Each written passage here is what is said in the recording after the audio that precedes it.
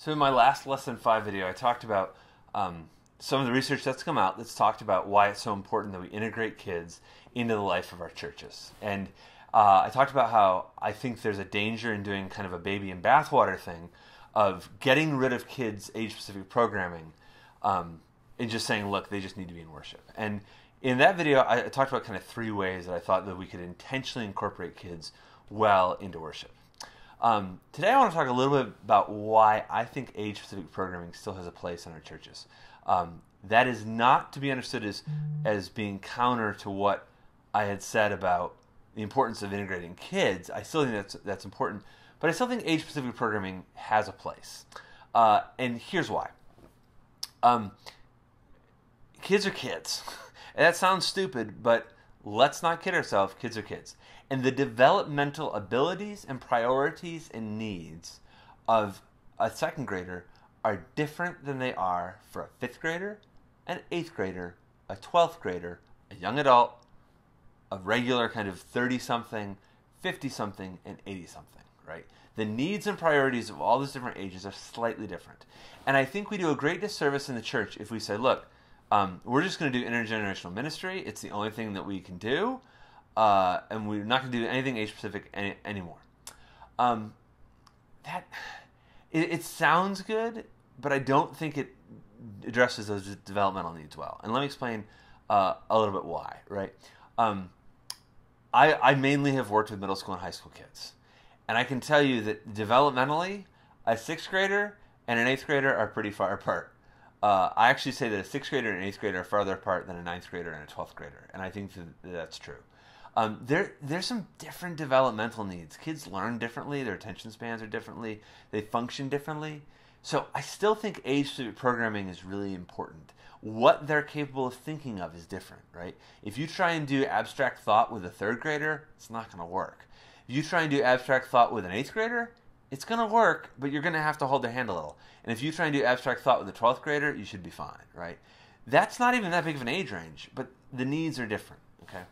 And even this weekend, I was thinking, I was on a retreat, middle school, high school kids, everything kind of the stereotypical weekend retreat is. Loud music, worship leader crowd surfing through 400 kids and adults and this kind of stuff. I still think that there's a real place for that. There's a real place for experiences where kids can be around other kids.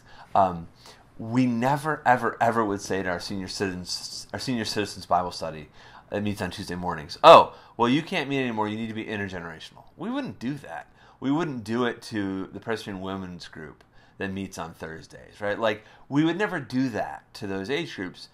And I don't think that we should do it to our kids either. I don't think we should do it to the next generation and say, look, you have to, like, we're not going to do anything specific for you. You just have to blend in.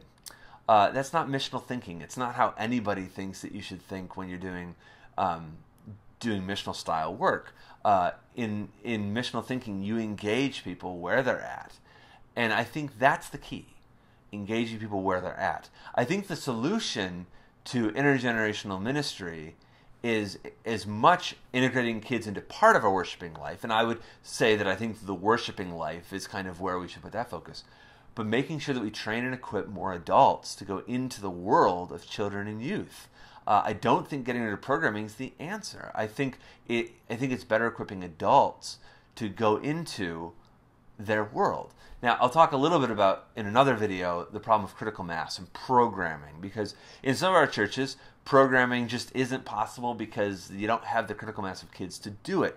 That's not what I'm talking about. I'm not saying that you've got to do programming. That's the only answer. For a lot of our smaller churches, it's not. You've got 3 kids. What I do think is an answer, no matter what your church size, is training and equipping adults to go into the children and youth world. So it's not getting rid of age-specific programming, but it's better making those programmings, that was awkwardly said, finding a better way to integrate adults into that world.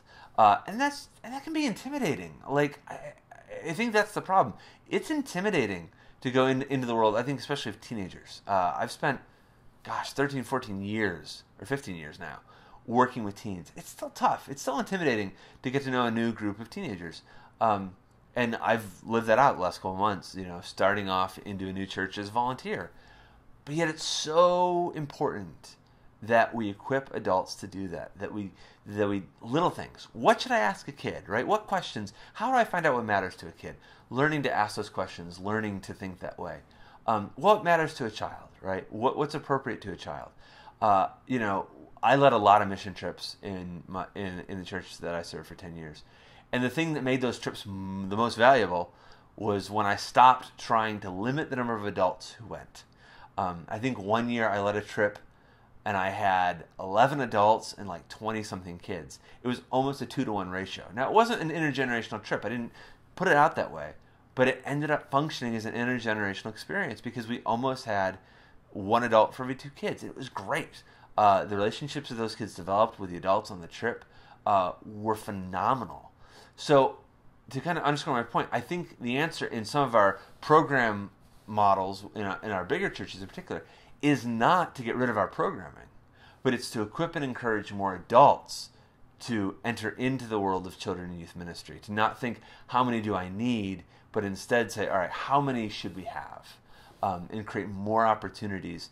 And that requires training and equipping, no doubt. I'm not saying that that's easy. A lot of people I know are like, Brian, if I could get one adult to show up on Sunday to help me, that'd be great.